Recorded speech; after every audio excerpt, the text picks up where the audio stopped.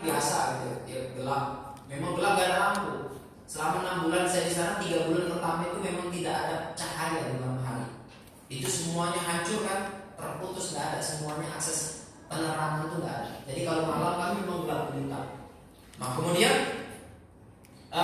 paginya saya nanya sama dia, kenapa Ustaz nggak berani ke kamar mandi sendiri? Apa dia bilang? Dulu saat waktu awal tsunami hari pertama sampai seminggu, 2 minggu pertama itu masjid ini adalah tempat penimbunan mayat-mayat. Mayat-mayat itu diangkat diletak sini semua. Jadi kamar mandi itu semua mayat semua.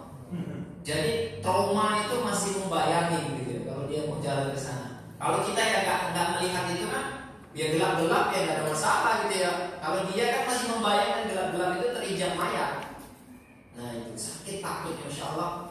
Dimana orang itu stres, depresi bukan hanya kehilangan kekasih. Ya bukan ditinggalkan langsung kan merukyah, ya ditinggalkan pacarnya itu biasa. Ini ditinggalkan bapaknya hilang, mamanya hilang, adiknya hilang, kan abangnya hilang. Bukan hanya itu saja, pakciknya, sepupunya, makcik semua hilang. Tinggal dia sebatang kara. Bayangkan, itulah dulu yang saya cek. Itulah dulu yang saya bimbing dan saya mendapatkan pengalaman banyak sekali dari kisah-kisah mereka yang hidup sebatang kara, di mana mati itu jauh lebih baik daripada kehidupan. Kenapa? Untuk apa hidup kalau hanya sebatang kara?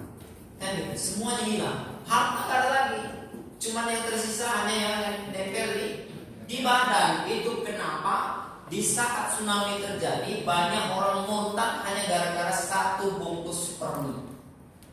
Semuanya sudah hilang, datang orang baik, ya sabar ya bu, semua ini ada hikmahnya gitu ya. Ya ada makanan, kasih pusat bungkus permen. Syaratnya apa? Syaratnya dibaptis. Banyak orang yang akhirnya mau dibaptis, kenapa? Karena merasa ada orang yang mau prihatin dan mau mereka. Nah dari sejak saat itu, kemudian dari pengalaman saya selama 19 tahun dan kemudian akhirnya saya menemukan sebuah formula bahwa kalau Anda hanya mencukupkan dengan ruqyah akan sangat sulit sekali orang sembuh. Jadi harus ada media untuk perantara kesembuhan itu dengan herbal yang dibacakan dengan ayat-ayat ruqyah syariah. Dulu pada tahun awal-awal di tahun 2014 ketika saya membacakan ayat-ayat ruqyah di herbal, itu hujatan saya sangat banyak sekali. Saya dibilang syirik lah, dibilang bid'ah lah, semuanya sudah saya dapatkan. Tapi saya praktisi, saya bertemu dengan pasien, di mana pasien itu ketika saya kasih herbal, saya baca madu, saya kasih madu, yang madu itu dibacakan dengan ayat-ayat ruqyah, efeknya luar biasa. Tapi ketika saya berikan kepada dia madu dan madu itu tidak dibacakan dengan ayat-ayat Al-Quran, efeknya biasa-biasa saja. Ya, gimana kemudian saya tidak meyakini bahwa doa yang saya bacakan di madu itu bermanfaat untuk orang yang sakit. Kan gitu. Kenapa? Karena ini dari histori, bukan dari dalil. Ya, bukan hanya sekedar dari dalil gitu. Karena banyak ustaz-ustaz yang kemudian saat itu menghujat. Makanya teman-teman, herbal ini merupakan pendamping. Saya kemana-mana selalu bawa seperti wangi-wangian yang wangi kasturi. Ya, kalau Anda ikut live saya selalu menyampaikan pakai minyak wangi kasturi. Dulu saya nggak pakai, tapi sekarang pakai. Kenapa? Karena ternyata wangi kasturi itu adalah wangian yang paling disukai oleh Rasulullah, selalu digunakan oleh Rasulullah. Dan kita di awal tadi sudah sampaikan, wa ma yantiqu 'anil hawa in huwa illa wahyun yuha. Apa yang dilakukan Rasulullah, apa yang diucapkan Rasulullah itu wahyu. Tidak akan mungkin Rasulullah SAW selalu menggunakan wangi kasturi, parfum wangian kasturi, kecuali ada sesuatu yang luar biasa hikmah di dalamnya. Dan saya sudah menemukan, Masya Allah, tabarakallah, ya, saya punya brand namanya UEA Kasturi ya. Antum boleh buat brand sendiri, tidak ada masalah. Tapi intinya kasturi dan daun. UEA Kasturi ini kalau di Malaysia itu sudah sangat viral sekali, sudah jutaan orang pakai. Dan kita sudah punya testimoni orang-orang yang tidak perlu diruqyah, hanya pakai minyak wangi kasturi saja sembuh. Dengan izin Allah Subhanahu wa Ta'ala itu semuanya ya. Ya kenapa? Karena keyakinan mereka. Ya, terhadap apa yang dicontohkan oleh Rasulullah dalam bentuk wangi-wangian. Walaupun sekarang penelitian sudah banyak sekali bahwa wangian kasturi itu luar biasa. Ya, wangian kasturi itu luar biasa. Bahkan Ibnu Qayyim al-Jauziyyah kemudian mencegah dari berbagai macam penyakit kronik. Jadi orang yang selalu menghirup wangian kasturi itu akan membuat dia rileks dan mencegah dari berbagai macam penyakit.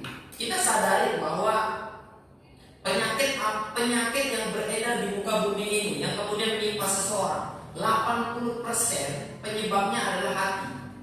Ya kan? Kegelisahan yang ada. Anda pemarah, ada sakitnya tersendiri kan? Anda yang terlalu pendiam, ada sakitnya tersendiri. Yang selalu sedih, ada sakitnya tersendiri. Selalu tertekan, ada sakitnya tersendiri. Orang yang terlalu berbahagia, happy, ya, hidupnya selalu menyenangkan, ada sakit sendiri kan? Ya kan? Dan itu hati. 80% penyakit yang beredar di muka bumi ini sumber utamanya adalah hati. Dan ketika kita menggunakan wangi-wangian, wangian kasturi, ya, ruh, kata Ibnu Qayyim al-Jauziyyah, wangian itu adalah makanan ruh. Antum yakin nggak dulu antum pernah tinggal di alam ruh? Pernah di alam ruh, di surga ya? Wangian di surga apa? Wangian kasturi, wangian gaharu yang ada di surga. Ya, jadi ketika seseorang menggunakan wangian kasturi, roh dia itu mengenal wangian tersebut. Sehingga ketika kalau kita pakai itu, kita jadi tenang. Ya, Anda kalau ada punya pasien yang selalu mimpi-mimpi yang menakutkan, dan ini pasti kalau orang terkena gangguan jin sihir, pasti dia mimpi-mimpi yang menakutkan. Suruh dia pakai sebelum tidur minyak wangi kasturi, maka gangguannya akan hilang. Kenapa? Karena ruh dia mengenal wangian itu. Ketika ruh yang mengenal wangian tersebut tersentuh gitu ya, maka dia akan masuk ke dalam sebuah alam bawah sadar ya, yang dulu dia pernah di alam yang wanginya wangi kasturi itu surga, dan dia tenang. Ketika dia tenang, gangguan jin syaitan, dia akan merasa aman di posisi dimana saat dulu dia aman, tidak ada ketakutan, tidak ada kekhawatiran, ya, tidak ada ancaman, hilang semuanya. Ini, dan walaupun kalau sekarang penelitian sudah banyak, kalau di Mongolia, kemudian di Siberia, kemudian di Pakistan, itu minyak wangi kasturi itu dianggap sebagai salah satu pengobatan yang ajaib untuk berbagai macam penyakit. Sehingga kemudian di sana mereka pengobatan tradisional, termasuk Cina, dari Cina, pengobatan tradisional Cina itu menggunakan minyak wangi kasturi sebagai bahan dasar untuk semua pengobatan. Tapi itu dirahasiakan mereka. Ya, walaupun sekarang sudah banyak diungkap seperti itu. Dan ini ternyata digunakan oleh Rasulullah, merupakan sebuah isyarat untuk kita bahwa ini salah satu. Nah, belum lagi madu, belum lagi belajar tentang herbal, belajar tentang terapi menggunakan bahan-bahan ini, karena ini nggak bisa ditinggalkan. Karena inilah fitrah yang diajarkan oleh Rasulullah SAW. Kita harus belajar kepada Rasulullah secara utuh, bukan hanya ucapannya saja, tapi tindakannya, perbuatannya, gaya makannya, semuanya harus kita pelajari untuk kemudian menjadi sebuah pelengkap agar kita mau menjadi, kalau kita mau menjadi orang sehat. Kenapa? Karena Rasulullah memberikan tauladan kepada kita bahwa ternyata dengan pola kehidupan Rasulullah yang dia contohkan seperti ini, teman-teman, menunjukkan bahwa Rasulullah itu adalah seorang makhluk, seorang manusia biasa, yang manusia biasa sama seperti kita, dilahirkan juga, cuma dia diangkat menjadi nabi. Dengan dia memberikan contoh kepada kita seperti ini, terbukti bahwa Rasulullah itu adalah manusia yang paling sehat di muka bumi. Anda coba cari tahu berapa kali Rasulullah sakit? Berapa kali Rasulullah sakit? Dua. Kapan? Pertama di sihir, kemudian diracun. Udah? Apa? Demam ketika menjelang wafat. Tapi demamnya ini atas pengaruh dari racun, jadi sebetulnya satu. Jadi Rasulullah meninggalnya dua kali. Sakitnya dua kali. Yang pertama adalah Rasulullah pernah diracun. Jadi diracun dulu. Diracun sama orang Yahudi. Ya, kemudian disihir. Ini satu hikmah, teman-teman, di mana kenapa Rasulullah SAW yang tidak pernah apa lisannya dalam berzikir, tidak pernah apa tidak pernah alfa fisiknya dalam beribadah kepada Allah Subhanahu Wa Taala, masih kena sihir juga. Apalagi kita, Rasulullah nggak kena sihir. Ya, Rasulullah SAW tidak pernah alfa dalam melakukan amal soleh kebaikan karena alami, secara manusiawi, fitrah duniawi, fisiknya akan melemah. Kan itu kan?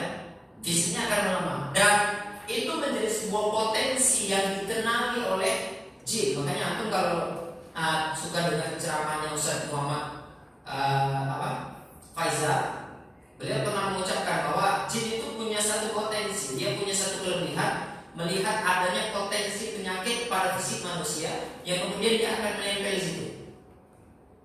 Nah, begitu juga ketika mereka melihat adanya Rasulullah SAW sakit, maka kemudian mereka disihir, maka setan penyihir itu melihat ini ada peluang masuk, yang kemudian disihir, yang kemudian Rasulullah SAW terkena sihir yang disebut dengan sihir ikatan. Dan sihir ikatan ini adalah salah satu sihir yang paling kuat yang membuat seseorang tidak bisa melakukan hubungan badan. Rasulullah saat itu hampir 1 bulan seperti melakukan hubungan badan dengan istri-istrinya, tapi tidak melakukan seperti itu.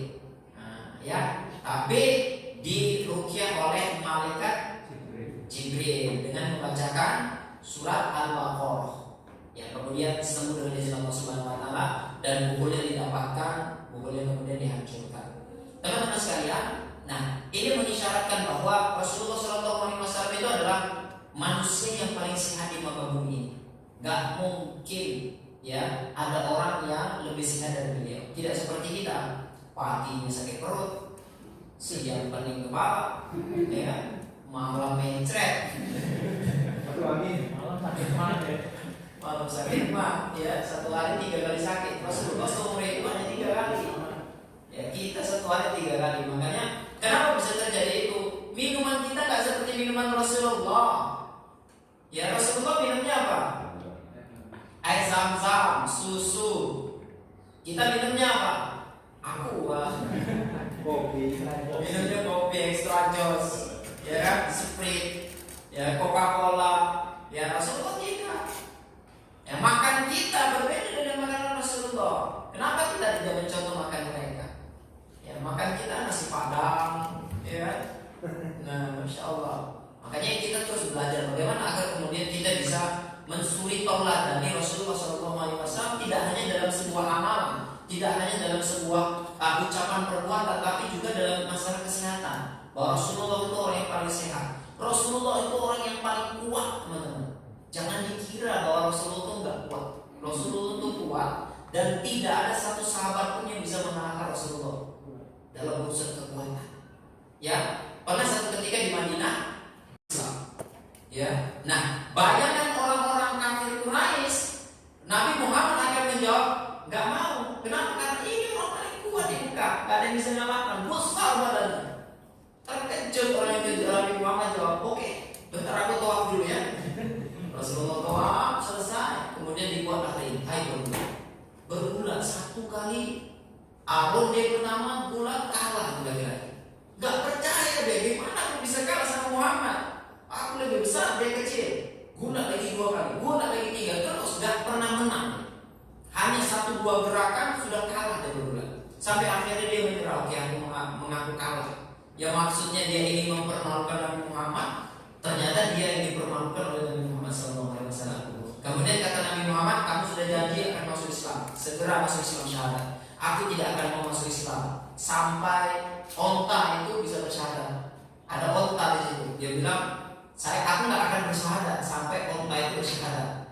Ya, dengan mukjizat Allah, onta itu syahadat. Asyhadu an la ilaha illallah wa asyhadu anna Muhammadar Rasulullah. Tetap aja nggak mau masuk Islam. Ya, itulah orang kafir. Ya, dan hikmahnya apa? Bahwa ternyata Rasulullah itu adalah orang yang paling kuat. Jadi antum kalau meruqyah kerjanya flu, pilek, demam, ya mundur aja lah. Jadi harus punya kekuatan. Nah, kekuatan dari Rasulullah itu apa? Dari cara makannya, dari cara minumnya, dari cara geraknya. Kalau ada yang praktisi pengobatan akhir zaman tahu ya, bagaimana Rasulullah itu cara berjalan aja, masya Allah itu. Orang sakit Kalau jalan gitu, disuruh jalan bener, jalan seperti jalan Rasulullah itu, ya, keliling tempat training, nggak sesat, sembuh. Masya Allah, luar biasa. Hanya dikasih tahu gini loh cara jalan Rasulullah. Kemudian kamu ikutan, bukan istilahnya memastikan, ya, tapi anceng-ancengnya kan kita tahu jalan Rasulullah tuh langkahnya lebar, ya kan? Kemudian detaknya itu tegak gitu ya, seperti orang yang menuruni bukit gitu ya. Jadi seperti tentara gitu, cuman kemudian cepat. Kata para sahabat, kalau kami berjalan dengan Rasulullah, maka kami seperti berlari kecil, karena saking cepatnya Rasulullah berjalan. Ya, makanya orang jantung itu dalam konsep pengobatan akhir zaman itu orangnya salah jalan aja. Kenapa jalannya seperti ini? Kenapa? Gimana jantungnya nggak sakit, nggak berdetak jalan? Masya Allah, dan saya sudah membuktikan karena saya salah satu alumni pengobatan akhir zaman dan saya sudah borong semua ilmunya. Ya, seperti ini. Masya Allah. Jadi semuanya, bahkan cara berkuda Rasulullah itu menjadi terapi bahwa kalau Anda mau sehat berkuda ya. Kalau saya dekat sama Ustadz Haris, pendiri pengobatan akhir zaman. Jadi kalau biasanya kalau ada masalah apa dia telepon saya di dalam rumah, kita diskusi, saya datang sana diskusi, selalu diskusi. Bahkan sebelum beliau meninggal itu saya diundang sama beliau, saya belum datang sini, saya datang. Yaitu saat dia sebelum itu, setelah itu dia sakit terparah itu. Ya, jadi kita sering dialog dan dia mengatakan kuda itu luar biasa. Ya, kasih tahu itu sama apa namanya follower antum, sama murid-murid antum di training, kasih tahu yang laki-laki itu supaya kuat dan perkasa suruh naik kuda. Ya, umur saya 50 tahun, tapi saya dirancang seperti 25 tahun. Kenapa? Karena sering naik kuda. Jadi salah satu terapi kejantanan adalah naik kuda. Naik kuda itu olahraga luar biasa. Ya, jadi kalau aku nanti menemukan pasien yang lemah syahwat, suruh dia rutin naik kuda. Insya Allah sembuh. Ya. Nah, kalau yang di sini pandai naik kuda, kita sudah tahu keperkasaan dia pasti kuat. Seperti itu ya. Nah ini selingan saja. Dan Rasulullah SAW itu dikenal naik kudanya, memang ahli berkuda, ya, ahli berkuda, ahli berkuda. Ya zaman dulu kalau orang tak ahli berkuda ya mati perang, ya kan? Nah, dan kuda Rasulullah itu salah satu adalah kuda terbaik, ya. Kuda Rasulullah itu ada namanya itu dan itu merupakan kuda terbaik di zamannya seperti itu. Barakallahu fikum. Baik, teman-teman, sampai di sini mungkin ada pertanyaan. Ya, silakan.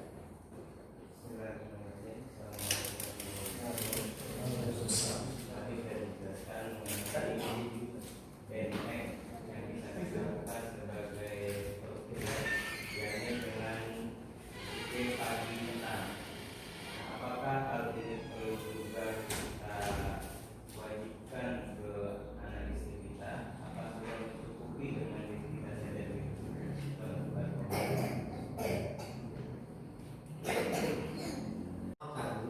Jadi istri kita juga harus mengamalkan. Tapi ketika istri kita tidak mengamalkan, kemudian anak kita tidak mengamalkan juga, insya Allah dengan kuatnya kita melakukan amal itu bisa menjadi pembentengan juga untuk keluarga kita.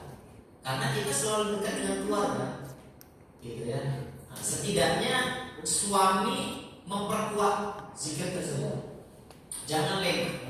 Ya, seperti itu. Insya Allah ini merupakan pembentengan yang secara global kepada anak dan istri kita juga, insya Allah. Tapi dianjurkanlah, makanya kalau sesepuh suami itu kalau meruqyah, istrinya diajak juga untuk belajar ruqyah, belajar juga untuk belajar tentang Islam yang benar, sehingga kemudian dia juga menjalankan syariat Allah ya dengan benar. Ya, tidak ada yang terkurang seperti itu. Cukup, ada lagi? Silakan Ibu.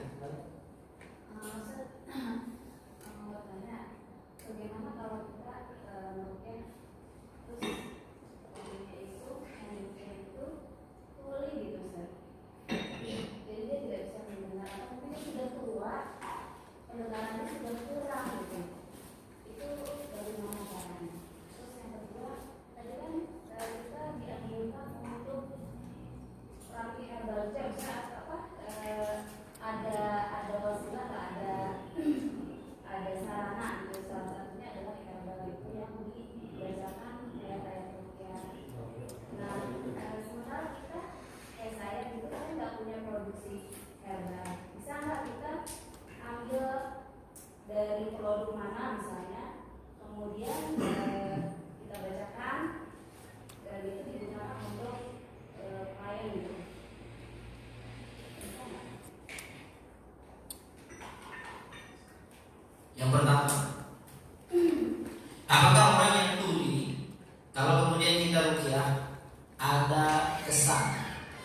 bermanfaat atau tidak, karena dia kan tidak mendengar. Sebetulnya ketika kita membacakan ayat Al-Quran, bukan terapi Al-Quran itu bukan hanya untuk dia dengar, tapi ketika Al-Quran itu dibacakan, setiap pori-pori kita, setiap tubuh kita itu dia mendengar. Makanya kalau kita baca dalam Al-Quran, nanti ketika kita bertemu dengan Allah Subhanahu Wa Taala, justru mulut kita yang dikunci, kita, tangan kita, kaki kita. Ya, pernah berzina ya dulu? Iya, dulu kaki yang jawab. Dulu aku digunakan sama dia melangkah ke tempat-tempat perzinahan. Mulut nggak bisa capek. Yang berbicara adalah kaki, yang berbicara tangan. Dulu pernah mencuri ya, bukan mulut yang menjawab, tapi tangan yang menjawab. Iya, iya ya Allah. Dulu aku pernah digunakan sama orang ini untuk mengambil apa-apa yang bukan hakku. Seperti itu. Ini menunjukkan bahwa jasad kita ini dia mendengar, dia punya telinga dan dia merekam. Ya, intinya dia bisa merekam. Sehingga kemudian kalau orang tuli dibacakan dengan ayat-ayat Al-Quran, maka fisik dia akan merekam ayat-ayat Al-Quran. Dan ini sesuai dengan penelitian Profesor Dr. Masoro Imunte yang tadi saya sudah sebutkan, bahwa air ketika dibacakan dengan doa, maka dia akan membentuk kristal persegi enam yang sangat indah. Begitu juga tubuh kita ini, itu kebanyakan adalah air. Ya, 60-70% tubuh kita ini air kan, dan dia akan merekam setiap dibacakan dengan ayat Al-Quran. Makanya dalam buku yang ditulis oleh Dr. Abu Mufidah, ada yang kenal dengan Dr. Abu Mufidah? Beliau adalah salah satu praktisi At-Tibbun Nabawi dari di Bandung yang menulis karya tulis itu lebih dari 100 karya tulis berkenaan dengan pengobatan At-Tibbun Nabawi. Termasuklah salah satunya ada buku kecil dia tulis judulnya Terapi Tilawah. Ya, dalam dia menulis terapi tilawah itu dia membuat kajian kepada lebih daripada 300 penderita kanker.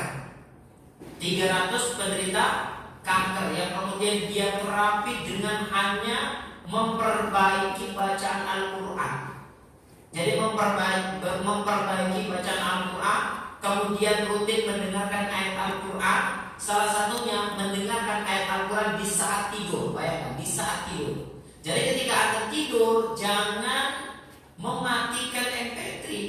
Justru saat tidur itu adalah saat yang paling baik untuk terapi tilawah. Kenapa?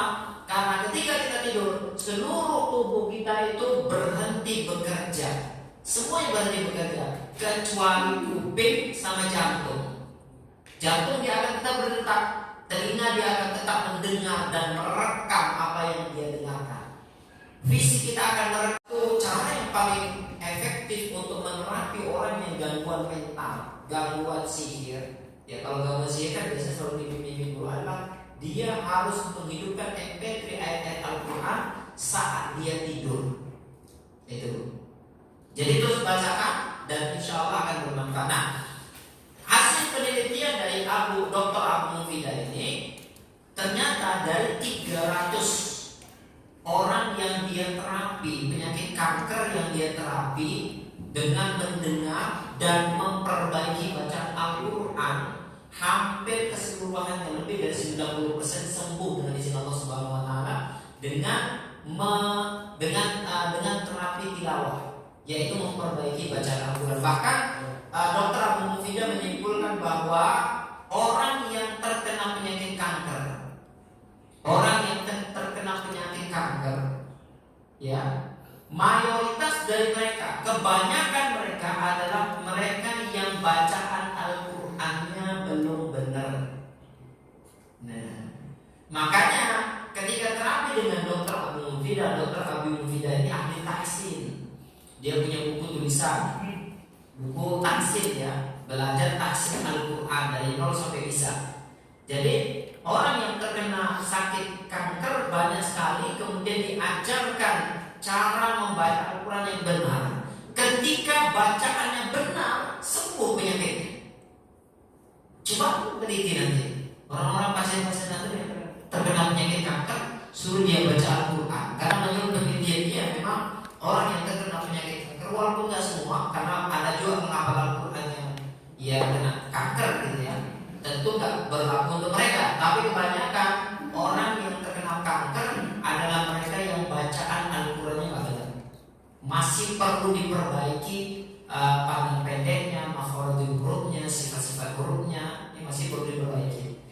Nah makanya perlu jangan berhenti belajar. Oh saya ini sudah training for trainer, udah jadi trainer rukyah, nggak perlu belajar lagi. Saat Anda memutuskan tidak belajar, maka disitulah ya panah iblis itu sudah tertancap di dada Anda. Karena salah satu pintu masuknya setan ke dalam tubuh manusia adalah kebodohan. Dan bagaimana cara iblis membuat orang itu bodoh? Dia akan membisikkan orang tersebut untuk merasa pintar dan tidak perlu belajar lagi. Insya Allah. Ini bahaya. Ya seperti itu. Terus belajar. Dan kemudian itu tadi ya, Abu Mina akhirnya menemukan bahwa lebih dari 300 orang yang diterapi dan rata-rata dibaca itu baca ayat-ayat rukyah syariah. Berikutnya yang kedua, kalau saya tidak punya herbal, tidak bisa meracik herbal, apakah saya bisa menggunakan herbal-herbal yang dijual, jadi agen atau jadi reseller, jadi distributor, kemudian saya rukyah untuk menterapi orang lain? Boleh sekali, boleh sekali. Ya kalau kita harus merukyah orang kemudian harus punya produk sendiri ya. Sementara buat produk sendiri itu mahal, di atas 30 juta. Itu bayar untuk izin POM-nya aja itu 12 jutaan gitu ya. 12 juta itu hanya satu produk. Nah itu pun lulus entah enggak ya, belum lagi buat perusahaannya. Karena ketika Anda buat POM, Anda harus punya CV, bayar buat CV 5 juta, udah berapa? Ya kan, sudah 17 juta. Belum lagi buat produknya. Kalau Anda buat produk yang ada POM-nya ke pabrik, maka pabrik minimal 1000, minimal mencetak 1000 botol, ya 1000 kemasan. Satu botolnya itu kalau ke pabrik sekitar 25 sampai 30 ribu. Berarti Ibu harus menyiapkan duit 30 juta. Tambah lagi buat POM, tambah lagi buat perusahaannya, gitu ya. Belum lagi nanti kalau marketingnya nggak bagus, itu produk basi, Anda bangkrut.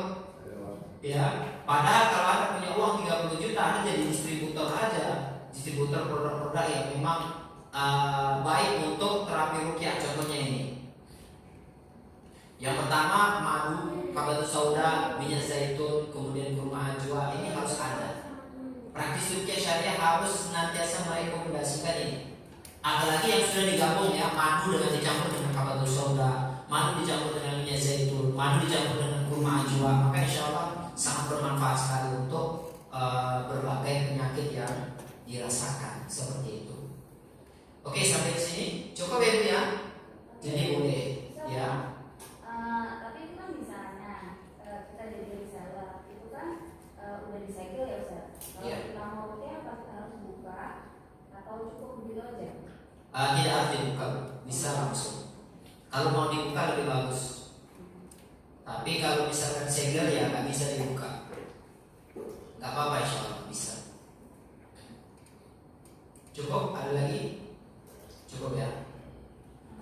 Kalau nggak banyak pertanyaan itu kan ada dua aja. Pertama itu betul paham, sudah paham betul gitu. Yang kedua betul nggak paham sama sekali. Apa yang bisa dicakap apa ini? Tapi saya husnuzon sama antum paham betul ya. Biasa apa kalau kita buat tesis dia yang apa menguji kan gitu. Tapi mereka terus ikut dan merasakan bahwa ini sudah sesuai jalurnya, sistematis gitu ya. Nah kalau mau lengkap antum ikut yang level 1. Nanti kalau level 1 kan saya betul-betul jelaskan dari awal ya. Tapi walaupun tadi saya sudah jelaskan dari awal, dari pemahaman apa yang biasanya kita lakukan, itu kan sebetulnya membongkar pemahaman kita selama ini kan. Apa yang bisa kita lakukan, apa yang dilakukan oleh Rasulullah. Kemudian pertanyaan berikutnya adalah ini hakikat kesembuhan. Kenapa ada orang yang cepat sembuh? Kenapa ada orang yang lambat sembuh? Antum temukan nggak? Ada orang ini satu kali dirukyah aja sudah sembuh ya. Ada orang ini dirukyah terus nggak sembuh. Padahal pakai niko kan gitu. kalau ceritanya dalil kan gitu. Apa sih sebenarnya? Nah ini kan disebut sebuah misteri atau sebuah pertanyaannya kita harus jawab. Kenapa ada orang cepat sembuh? Kenapa ada orang yang lambat sembuh? Ya, ada saya ketemu pasien, dia sakit sudah 20 tahun, sembuh dengan izin Allah Subhanahu Wa Taala hanya beberapa kali rukyah. Ada yang sampai sekarang nggak sembuh. Tiap hari, tiap saat dia nelpon, tiap saat dia konsultasi, tapi nggak sembuh juga. Maka ini kan sebetulnya kita harus pahami sebagai trainer rukyah syariah, Anda harus pahami ini. Kenapa ada orang cepat sembuh, kenapa orang lambat sembuh? Ya, yang pertama adalah kenapa Allah kasih kita penyakit? Ini dulu. Kenapa Allah kasih kita penyakit? Kenapa orang itu dikasih sakit? Kenapa orang itu diuji dengan sebuah musibah? Kenapa? Yang pertama karena dosa. Karena dosa. Yang pertama karena ujian. Ujian itu hanya Allah berikan kepada orang beriman saja, bukan karena dosa. Imannya sudah kuat nih, maka ini ujian. Ujian itu untuk mengangkat derajat, untuk menghapuskan dosa, ya, untuk mengangkat derajat kita agar derajat kita lebih tinggi. Kemudian untuk menghapuskan dosa. Makanya kita lihat orang yang paling berat ujiannya siapa? Kalangan Nabi dan orang-orang yang paling beriman. Itulah yang paling berat ujiannya. Kenapa? Bukan karena mereka berdosa, tapi Allah ingin memastikan derajat yang mulia untuk mereka. Gitu ya. Nah, ini levelnya adalah ujian musibah yang Allah berikan kepada orang beriman. Namun ya, kalau kemudian masalah ujian itu nggak selesai ada, terus bisa jadi penyebabnya yang kedua karena balasan Allah atau adab Allah. Pernah melakukan satu dosa, kemudian dosa itu Allah mau menghapuskan dengan cara apa? Dengan cara ditimpa musibah. Ya, wa ma asabakum min musibatin fa bima kasabat aydikum. Kan gitu. Apa yang menimpa kamu itu bisa jadi karena ulah tangan kamu di masa lalu. Sakit yang kita rasakan saat ini itu bisa jadi karena ulah tangan kita di masa lalu. Ya, teman-teman sekalian, karena ulah tangan kita di masa lalu. Jadi ini harus kita pahami. Nah, kemudian pertanyaan berikutnya, ini sebagai ilustrasi saja, supaya Anda bisa lebih memahami dan mengetahui pasien ini sakitnya karena ujian atau karena adab. Paham ya? Supaya kemudian Anda bisa mengklarifikasikan dan mencari solusinya. Kalau karena ujian ya tinggal dulu bersabar. Ini ibu ujian, ibu sudah bertobat, ibu sudah beramal soleh, maka ini ujian ibu cukup bersabar saja, maka derajatnya akan terus naik, maka sabar itu. Ya kan? Kalau kemudian penyakit itu Allah timpakan karena balasan untuk dia, maka kita harus menyuruh dia untuk mencari dosa apa yang dulu pernah ibu lakukan kira-kira. Catat. Kemudian bertobat kepada Allah dengan taubatan nasuha, meninggalkan. Pertama ikhlas dulu, ikhlas bertobat. Yang kedua meninggalkan, yang ketiga menyesali, yang keempat tidak mengulangi. Ini intinya. Taubatan nasuha itu kalau berhubungan dengan manusia, maka dia harus meminta maaf. Ya, setelah dia betul-betul bertobat dan menemukan apa dosa yang selama ini yang membuat dia tidak sembuh-sembuh itu. Dia sudah dapatkan dan sudah bertobat, tapi kemudian sakitnya belum hilang juga, maka musibah itu sudah berubah. Yang awalnya adalah awalnya ingin membalas dia, kemudian akhirnya menjadi sebuah ujian agar derajatnya semakin tinggi. Jadi kalau dia sudah sampai kepada level bahwa penyakit yang menimpa pasien kita ini adalah karena ujian, maka semakin diuji semakin tinggi derajatnya. Paham ya? Semakin tinggi derajatnya. Tinggal dia dikuatkan saja. Bersabar. Oke. Apa yang biasanya kita lakukan kalau lantai rumah kita basah? Diper. Kering tidak? Kering. Besok hujan lagi, basah lagi. Kita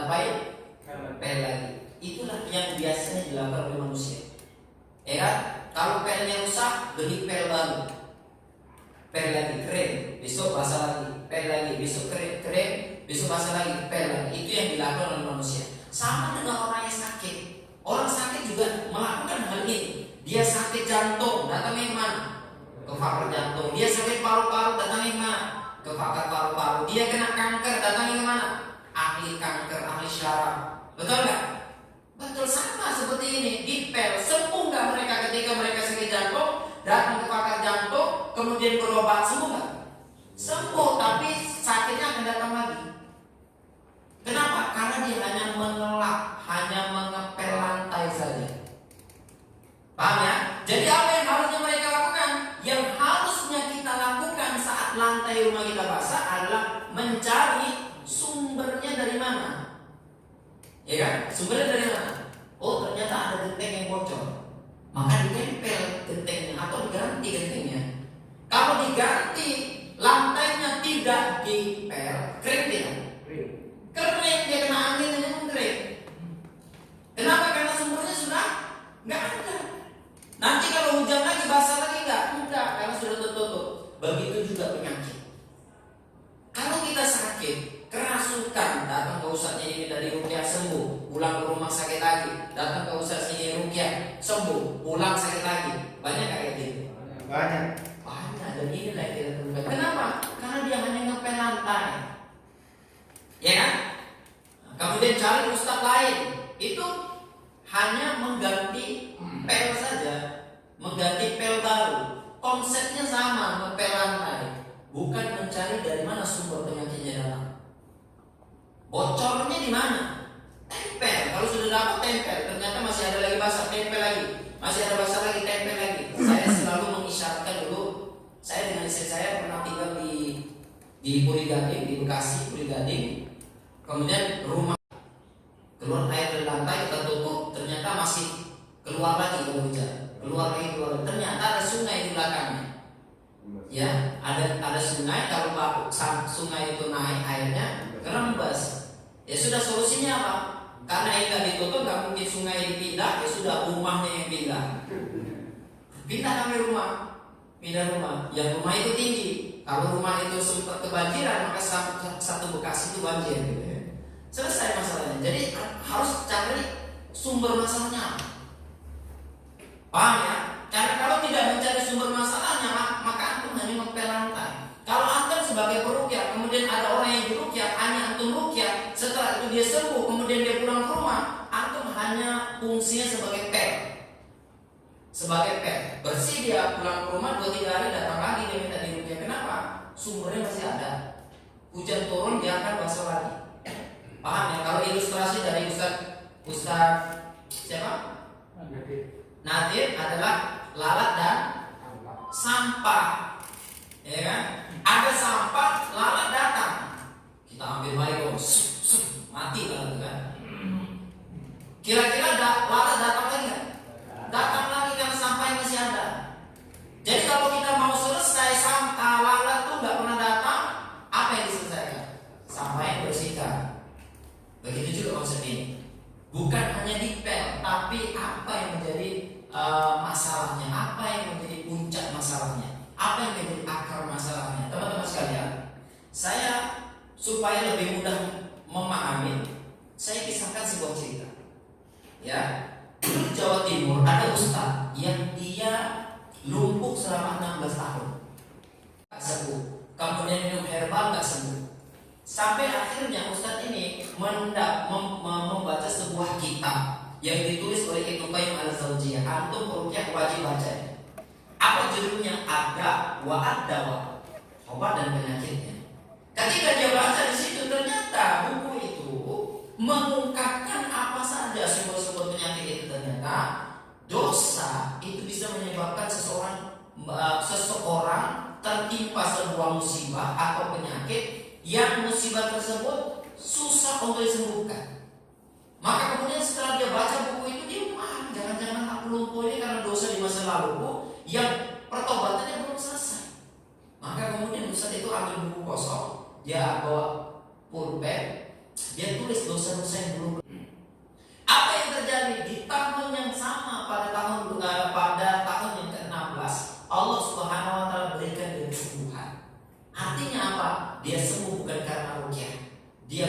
sembuh karena hebat, bukan karena bekam, bukan karena apapun. Dia sembuh karena dia menemukan apa bocornya. Paham ya? Apa bocornya? Dia tempel, dia ganti atapnya, Allah berikan kesembuhan dan dia bisa berjalan. Kemudian dia menjadi praktisi rukyah syariah. Yang kalau ada orang berobat sama dia, cuma dikasih kertas kosong, tulis dosa bersama, mojok kan, tulis dosa. Ya kan? Setelah itu ketemu dengan dia, di rukyah 15 menit sembuh. Kenapa? Karena sudah menemukan apa bocornya itu apa. Kadang-kadang tidak satu, kadang-kadang atapnya ini sudah habis semua, saking banyaknya itu dosa. Dan itu satu-satu harus diselesaikan. Ya, nah ini contoh. Kemudian saya ceritakan satu kali. Dulu ketika saya ke Kuala Lumpur, pertama-tama kali ke Kuala Lumpur, bertemu dengan seorang ibu umurnya 57 tahun. Anaknya ada 6, rata-rata lulusan Madinah, dan beberapa orang itu hafal Al-Quran, doktor, lulusan Madinah. Jadi jangan ditanya anaknya bisa rukyah atau tidak. Kepala di Al-Quran itu ada di kepala mereka. Ya. Kemudian ya untuk mencari ahli-ahli rukyah, tapi nggak sembuh-sembuh. Dia bilang seperti itu. Nah, saya bilang ikut training saya. Dia ikut training saya 2 hari. Kemudian di training saya sampaikan bahwa ada orang yang tidak akan bisa sembuh dengan terapi Al-Quran. Allah Subhanahu wa taala mengatakan wa nunazzilu minal Qur'ani ma huwa syifaa'un wa rahmatul lil mu'minin. Al-Quran itu adalah penyembuh dan rahmat bagi orang-orang yang beriman. Tapi di dalam surat yang sama, ayat yang berbeda 45, Allah mengatakan wa idza qara'tal Qur'an ja'alna bainaka wa bainal ladzina la yu'minuna bil akhirah hijaban mastura. Kalau kamu bacakan Al-Quran, kami akan jadikan hijab antara kamu dengan orang yang kamu bacakan karena mereka tidak beriman dengan hari akhir. Ada dosa yang menjadi penghalang. Kemudian setelah 2 hari training dia datang saya, Ustaz, saya 20 tahun sakit. Tiap hari saya dirukyah dan tidak sembuh-sembuh. Satu hari saya lebih 20 kali kerasukan. Saya mau wudhu kerasukan, mau sholat kerasukan, zikir kerasukan. Setiap mau melakukan kebaikan saya kerasukan. Ya, dan saya menyaksikan ketika dia ikut training, dia duduk di paling pojok sebelah kanan, mulai start assalamualaikum. Ya, dia 1 menit, 5 menit kerasukan, 5 menit sadar, 5 menit kerasukan, 5 menit sadar. Kemudian setelah dia datang, Ustaz, saya sudah selalu dirukyah selama 20 tahun dirukyah, tapi tidak ada kurang. Setelah saya mengikuti training Ustaz 2 hari, saya baru paham bahwa ternyata ada orang yang tidak bisa sembuh dengan terapi Al-Quran, terhalang dari sembuh. Yaitu salah satunya adalah dosa. Ustaz, saya teringat dengan sebuah dosa di masa lalu. Apa itu? Saya dendam. Dendam sama siapa? Dendam sama orang yang menyihir saya. Makanya hati-hati kalau merukyah. Kemudian jinnya mesti tahu yang nyihir itu si anu. Itu adalah cara setan untuk menjadikan hijab yang kemudian si yang dirukyah ini dendam sama dia. Ya, nah kemudian saya tahu siapa yang menyihir, Ustaz. Ya, mantan pembantu saya.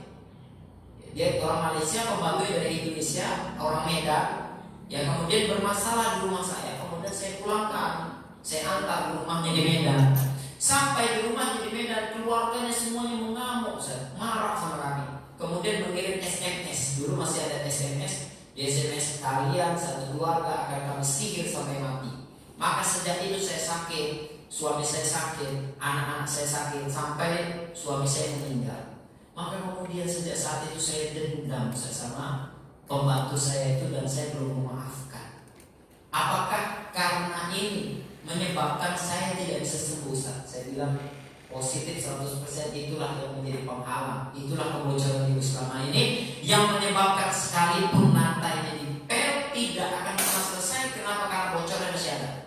Ibu tutup sekarang lalu memberikan kesembuhan. Akhirnya dia bilang, mulai hari ini Ustaz, saya akan maafkan orang yang pernah menyihir saya tanpa syarat.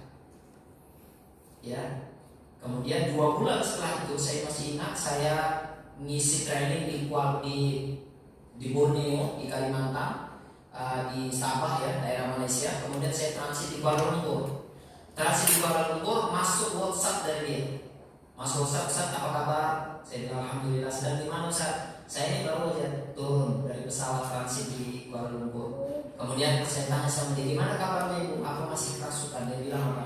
Ustadz, sejak saya memaafkan orang yang menyakiti saya, ya, kemudian saya bertobat dan mengamalkan rukyah mandiri yang Ustadz ajarkan, alhamdulillah sekarang saya tidak pernah kerasukan lagi. Masya Allah. Tabarakallah. Artinya apa? Ibu ini dalam catatan yang perlu catat, dia tidak pernah saya rukyah. Belum pernah saya rukyah, karena di awal ketemu saya baru tanya, ibu namanya